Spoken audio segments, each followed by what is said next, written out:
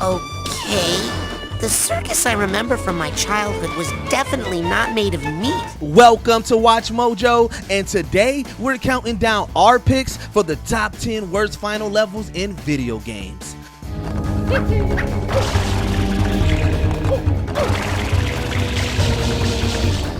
For this list, we'll be looking at video games with disappointing or downright frustrating climaxes.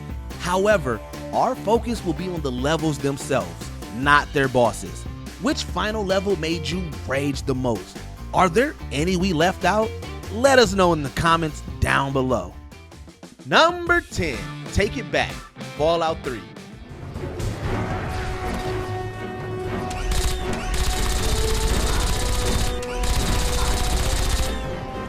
Bethesda's first entry in the Fallout series brought a lot of wonderful new additions, but the original ending definitely wasn't one of them. Take It Back has you lead an attack against the Enclave in Jefferson's Memorial, except that's not quite accurate as it's a giant militarized robot that does most of your dirty work.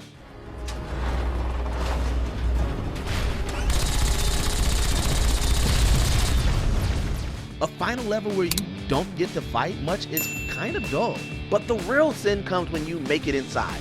Despite having several radiation immune companions, either you or Sarah must input a code for a water purifier and die in the process, causing the game to end. Players naturally complain, especially with any leftover side quest, and Bethesda had to issue DLC to fix it. War never changes. Number 9, Escaping the Machines, Enter the Matrix.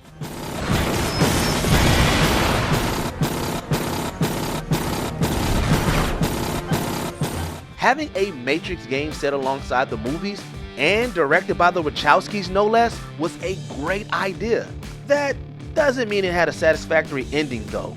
Players control Niobe and Ghost, perfecting their martial arts and gunplay. Unfortunately, the final level has none of that.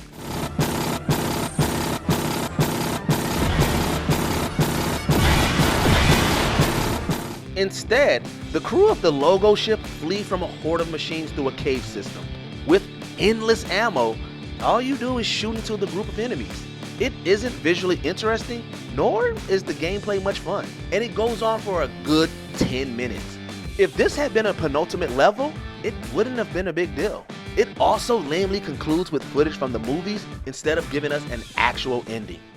Indeed it is. Number 8, Corona Mountain, Super Mario Sunshine.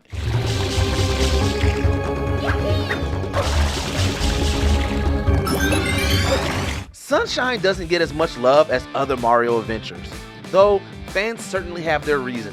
One of them is the abysmal final level set inside a volcano. It's divided into 3 annoying sections surrounded by lava, the first of which has you crossing platforms that produce either spikes or fire.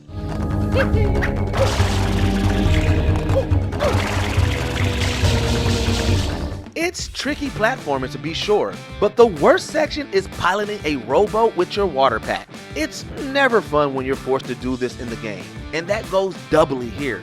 Finally, you'll use a rocket nozzle to try and skyrocket your way up some moving cloud. It's the type of challenging that feels cheap instead of being well balanced.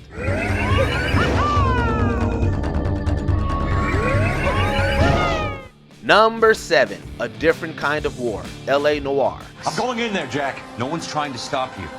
I found this at the ranch house. He's marked his routes. I'll go in here. Cole, you take the next entrance. Changing up gameplay for a final level can be a big risk, causing the experience to suffer as a whole if you don't pull it off. Sadly, L.A. Noire didn't.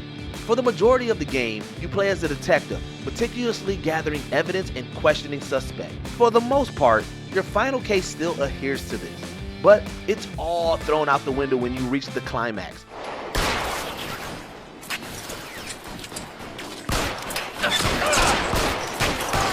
As you descend into the sewers, the game descends into a bland, repetitive shootout.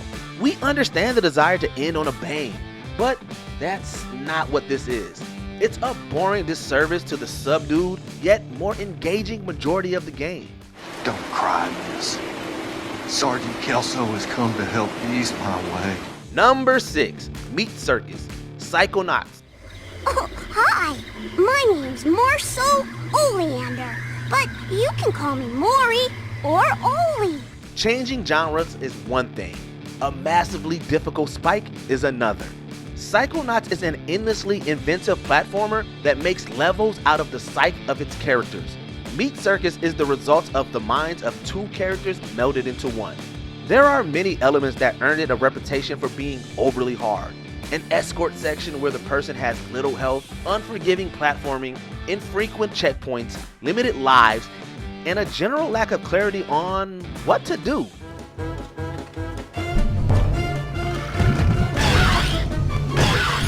In fact, it's so crushingly hard that it had its difficulty toned down in later releases. That would almost be impressive if not for the extreme frustration it caused so many players. Number 5. Zen, Half-Life.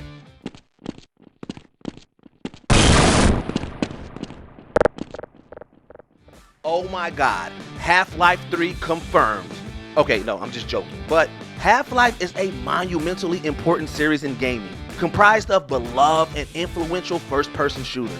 It isn't perfect though, which can be seen in the first game's final level. Under the threat of alien invasion, badass physicist Gordon Freeman does his best to fight back. He eventually travels to the Zen dimension to stop them from taking over Earth.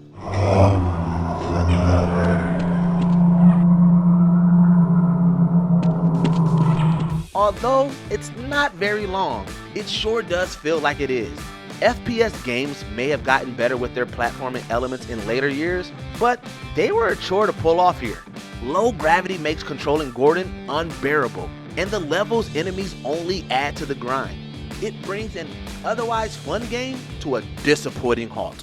The border world, Zen, is in our control for the time being, thanks to you. Number 4.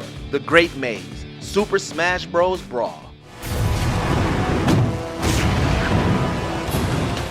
The Subspace Emissary was a great, albeit light story mode we wish had been expanded on for future Smash entries. But then we remembered the Great Maze. This expansive level is introduced right before the final boss and is a major test in patience.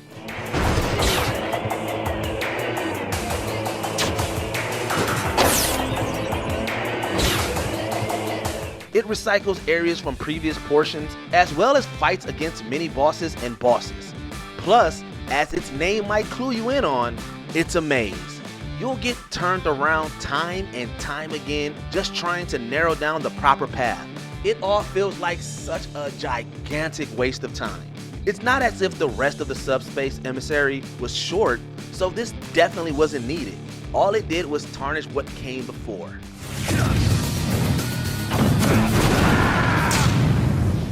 Number 3. The Path of Hades, God of War.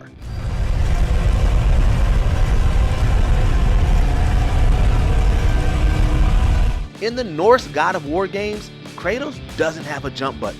When we look back at levels like these though, it's completely understandable. Instead of leaning into combat or puzzle solving, which was working pretty well up to this point, the Path of Hades shoehorns platforming in. Only, the controls aren't the best for that type of gameplay, especially when spikes are sticking out of pretty much everything. Rotating beams are a pain to walk across, but they pale into comparison to the final climb. Kratos must ascend slow spining pillars with multiple blades protruding from them. One misstep and you're knocked straight to the bottom, where you'll likely question how badly you want to beat this game.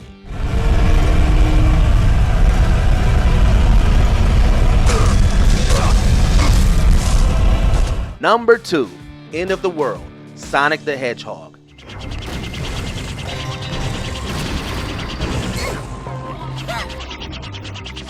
It may seem strange to criticize a bad level in an objectively bad game, but End of the World is a special brand of awful. In it, players control 7 of Sonic's allies trying to revive him using the Chaos Emeralds. The game's reputation for controlling like garbage is in full force here, made much worse by constantly spawning rifts in space.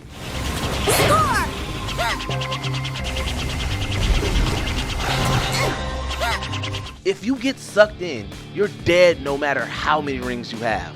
Since it's divided into 7 sections, it's also rather long with only a handful of lives to spare. All of this is compounded by the fact you have to scour each area for their emerald, increasing the likelihood of your death. Before we continue, be sure to subscribe to our channel and ring the bell to get notified about our latest videos. You have the option to be notified for occasional videos or all of them. If you're on your phone, make sure to go into your settings and switch on notifications. Number 1. The man who sold the world. Metal Gear Solid 5: The Phantom Pain. Now, I need to explain something to you, but you mustn't be alarmed. At least with most bad final levels, developers try something new. But when it comes to the last mission in Phantom Pain, it's blatant laziness that earns it the top spot. There's a lot to love about the final mainline entry in the series, but when you reach the end, instead of giving you an actual challenge, it forces you to replay the entire opening sequence.